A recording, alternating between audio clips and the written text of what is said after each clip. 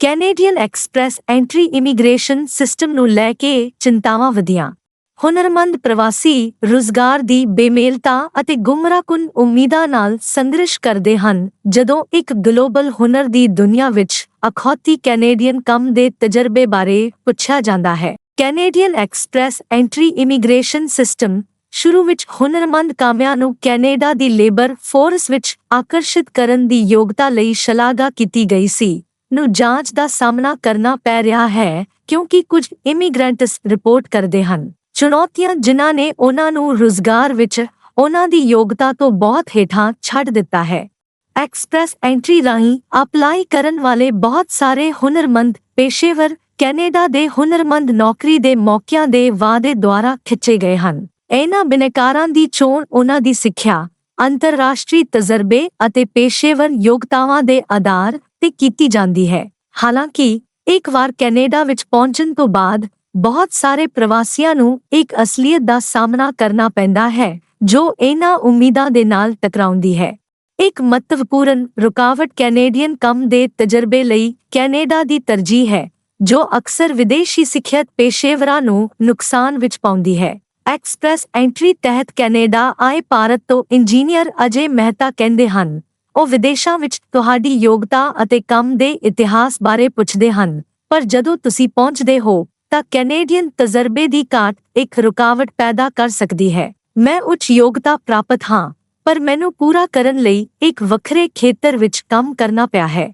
ਇਹ ਅਸਮਾਨਤਾ ਵਿਦੇਸ਼ੀ ਕ੍ਰੈਡੈਂਸ਼ੀਅਲ ਮਾਨਤਾ ਪ੍ਰਕਿਰਿਆ ਵਿੱਚ ਚੁਣੌਤੀਆਂ ਦੁਆਰਾ ਵੱਧਦੀ ਹੈ। ਕੁਝ ਪੇਸ਼ੇ ਜਿਵੇਂ ਕਿ ਇੰਜੀਨੀਅਰਿੰਗ, ਕਾਨੂੰਨ ਅਤੇ ਸਿਹਤ ਸੰਭਾਲ ਵਿਦੇਸ਼ੀ ਸਿੱਖਿਅਤ ਪੇਸ਼ੇਵਰਾਂ ਨੂੰ ਕੈਨੇਡਾ ਵਿੱਚ ਆਪਣੇ ਖੇਤਰਾਂ ਵਿੱਚ ਕੰਮ ਕਰਨ ਦੇ ਯੋਗ ਹੋਣ ਤੋਂ ਪਹਿਲਾਂ ਵਾਧੂ ਪ੍ਰਮਾਣੀਕਰਨ ਪੜਾਵਾਂ ਵਿੱਚੋਂ ਲੰਘਣ ਦੀ ਲੋੜ ਹੁੰਦੀ ਹੈ।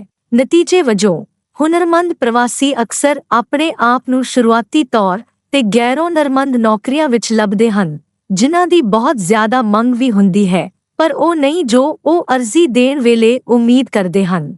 ਕੈਨੇਡੀਅਨ ਸਰਕਾਰ ਨੇ ਇਹਨਾਂ ਚਿੰਤਾਵਾਂ ਨੂੰ ਸਵੀਕਾਰ ਕੀਤਾ ਹੈ। ਅਧਿਕਾਰੀਆਂ ਨੇ ਵਿਦੇਸ਼ੀ ਪ੍ਰਮਾਣ ਪੱਤਰ ਦੀ ਮਾਨਤਾ ਨੂੰ ਬਿਹਤਰ ਬਣਾਉਣ ਲਈ ਹਾਲ ਹੀ ਦੇ ਪ੍ਰੋਗਰਾਮਾਂ ਨੂੰ ਉਜਾਗਰ ਕੀਤਾ ਹੈ ਅਤੇ ਹੁਨਰਮੰਦ ਪ੍ਰਵਾਸੀਆਂ ਨੂੰ ਕੈਨੇਡੀਅਨ ਕਰਮਚਾਰੀਆਂ ਵਿੱਚ ਸੁਚਾਰੂ ਰੂਪ ਵਿੱਚ ਤਬਦੀਲ ਕਰਨ ਵਿੱਚ ਸਹਾਇਤਾ ਕੀਤੀ ਹੈ।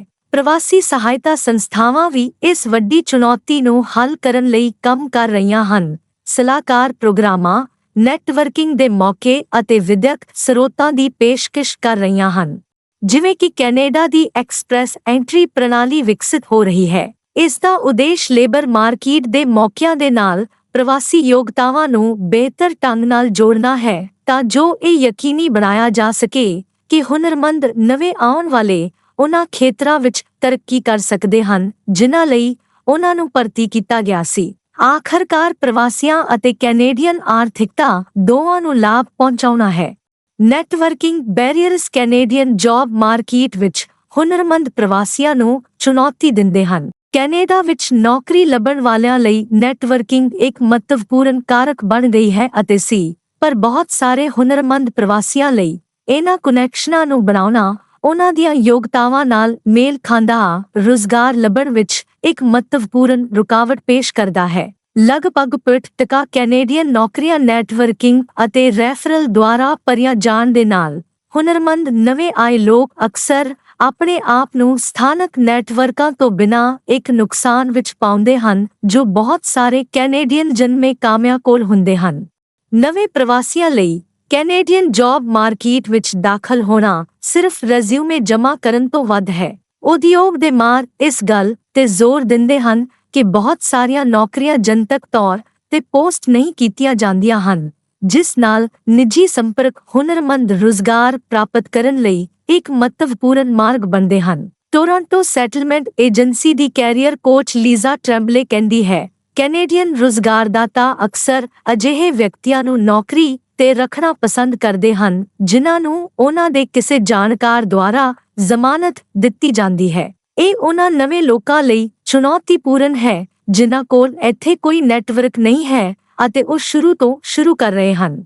ਜਦੋਂ ਕਿ ਕੁਝ ਪ੍ਰਵਾਸੀਆਂ ਕੋਲ ਕੈਨੇਡੀਅਨ ਜਨਮੇ ਅਤੇ ਪੜ੍ਹੇ ਲਿਖੇ ਦੀ ਤੁਲਨਾ ਵਿੱਚ ਵਿਆਪਕ ਅਨੁਭਵ ਅਤੇ ਮਜ਼ਬੂਤ ਯੋਗਤਾਵਾਂ ਹੁੰਦੀਆਂ ਹਨ। ਸਥਾਨਕ ਨਿੱਜੀ ਨੈਟਵਰਕ ਦੀ ਘਾਟ ਦਾ ਮਤਲਬ ਅਕਸਰ ਕੁਨੈਕਸ਼ਨ ਸਥਾਪਿਤ ਕਰਨ ਲਈ ਕੰਮ ਕਰਦੇ ਸਮੇਂ ਕਟੌਤੀਮੰਦ ਜਾਂ ਗੈਰ ਸੰਬੰਧਿਤ ਨੌਕਰੀਆਂ ਲੈਣਾ ਹੁੰਦਾ ਹੈ। ਨੈਟਵਰਕਿੰਗ ਇਵੈਂਟਸ, ਜਾਣਕਾਰੀ ਸੰਬੰਧੀ ਇੰਟਰਵਿਊਆਂ ਅਤੇ ਲਿੰਕਡਇਨ ਆਊਟਰੀਚ ਨੂੰ ਉਤਸ਼ਾਹਿਤ ਕੀਤਾ ਜਾਂਦਾ ਹੈ, ਪਰ ਪ੍ਰਵਾਸੀ ਰਿਪੋਰਟ ਕਰਦੇ ਹਨ ਕਿ ਸਥਾਪਿਤ ਪੇਸ਼ੇਵਰ ਸਰਕਲਾਂ ਵਿੱਚ ਤੋੜਨਾ ਔਖਾ ਹੋ ਸਕਦਾ ਹੈ। ਕਈ ਵਾਰ ਕਮਿਊਨਿਟੀ ਸੰਸਥਾਵਾਂ ਅਤੇ ਪ੍ਰਵਾਸੀ ਸਹਾਇਤਾ ਏਜੰਸੀਆਂ ਨਵੇਂ ਆਉਣ ਵਾਲਿਆਂ ਲਈ ਵਿਸ਼ੇਸ਼ ਤੌਰ ਤੇ ਤਿਆਰ ਕੀਤੇ ਗਏ ਨੈਟਵਰਕਿੰਗ ਪ੍ਰੋਗਰਾਮਾਂ ਦੀ ਪੇਸ਼ਕਸ਼ ਕਰਕੇ ਇਸ ਪਾੜੇ ਨੂੰ ਪੂਰਾ ਕਰਨ ਲਈ ਅੱਗੇ ਵਧਦੀਆਂ ਹਨ। ਸਲਾਹਕਾਰ ਪ੍ਰੋਗਰਾਮਾਂ ਅਤੇ ਪੇਸ਼ੇਵਰ ਨੈਟਵਰਕਿੰਗ ਵਰਕਸ਼ਾਪਾਂ ਵਰਗੀਆਂ ਪਹਿਲਕਦਮੀਆਂ ਦਾ ਉਦੇਸ਼ ਪ੍ਰਵਾਸੀਆਂ ਨੂੰ ਉਨ੍ਹਾਂ ਦੇ ਖੇਤਰਾਂ ਵਿੱਚ ਕੈਨੇਡੀਅਨ ਪੇਸ਼ੇਵਰਾਂ ਨਾਲ ਜਾਣੂ ਕਰਵਾਉਣਾ ਹੈ। ਹਾਲਾਂਕਿ ਇਹਨਾਂ ਸੇਵਾਵਾਂ ਦੀ ਉੱਚ ਮੰਗ ਦੇ ਨਾਲ ਸਰੋਤ ਅਕਸਰ ਖਿੱਚੇ ਜਾਂਦੇ ਹਨ।